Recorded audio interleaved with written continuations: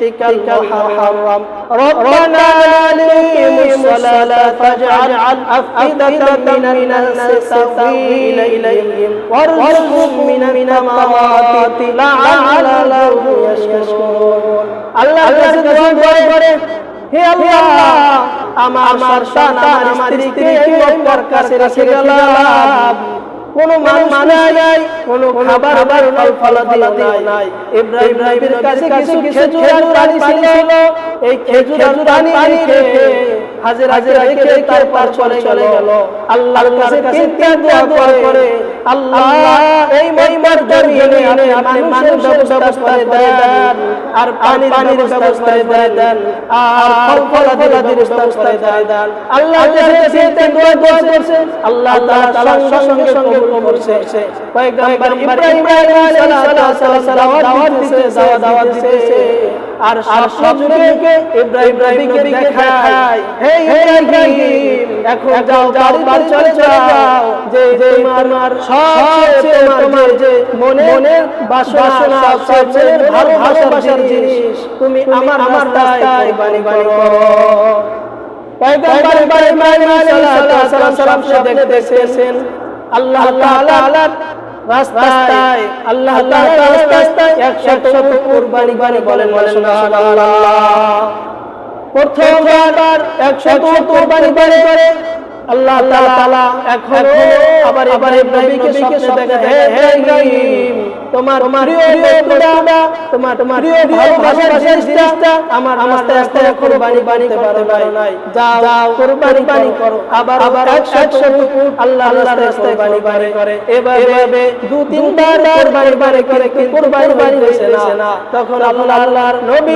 পয়গম্বর ইব্রাহিম বুঝলেন যে আমার সবচেয়ে জিনিস হলো আমার সবচেয়ে ভালোবাসার জিনিস হলো আমার সন্তান ইসমাঈল যে সন্তান পাইলেন দীর্ঘ 80 বছর পর কেমন সন্তান পাইলেন যে বুড়া অবস্থায় সন্তানকে চাইছেন এমন ভালোবাসার মানুষ চলে গেলেন সন্তানকে ভালোবাসেন কিন্তু আল্লাহ বলেছেন ইব্রাহিম যাও তোমার সবচেয়ে জিনিসটা আমার রাস্তায় বাণী করো আল্লাহ তাআলা সফরের ঘটনা বললেন ফালাম্মা বালাগা আলাইয়া ইন্নী আরা মানামি আন্নী আযবাহু ফানজুর মাযা তারা قال يا فاطمة ستجدني إن شاء الله من الصابرين এই ঘটনা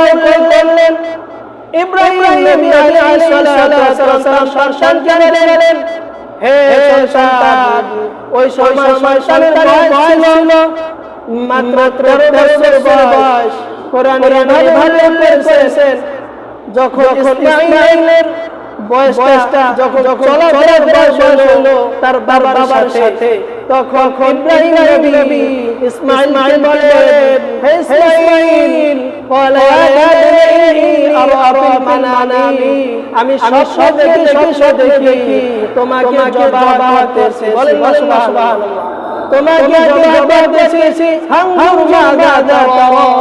তুমি চিন্তা করে ভেবে দেখো কি করবা পয়গম্বর ইসমাঈল আলাইহিস সালাম বলেন ফাফআলনা তুমার হে আমার পিতা আপনি যে সব দেখেছেন এটা আপনার পক্ষ থেকে সমস্যা না আপনার নিজস্ব কোনো সমস্যা না এই সবটা হলো আল্লাহ ওহীর মাধ্যমে আপনাকে জানানো হয়েছে অতএব আপনাকে যে আদেশ করা হয়েছে আপনাকে যে নির্দেশ দেওয়া হয়েছে আপনি পালন করুন ফাফআলনা সাতাজিদুনি ইনশাআল্লাহু মিনাস সাবিরিন এখন ইসমাঈল বললেন বাবা আমাকে জবাব করবেন আপনি আমাকে ভালো করবেন আর স্ত্রীকে ভালো ধরাইলেন কারণ আপনি আমাকে জবাব করবেন আমার জানি কষ্ট না হয়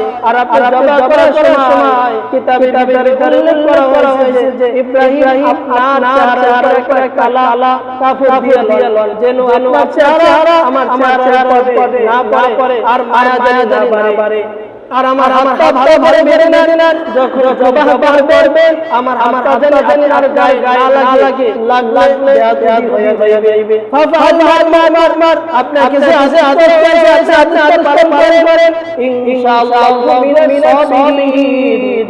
তাহলে আপনি আমাকে ইনশাআল্লাহ সবরকারীদের মধ্যে আমাকে পাইবেন। এই সেই তার কুরবানি, এই সেই তার মনের বাসনা এমন তার কল্পনা ছিল।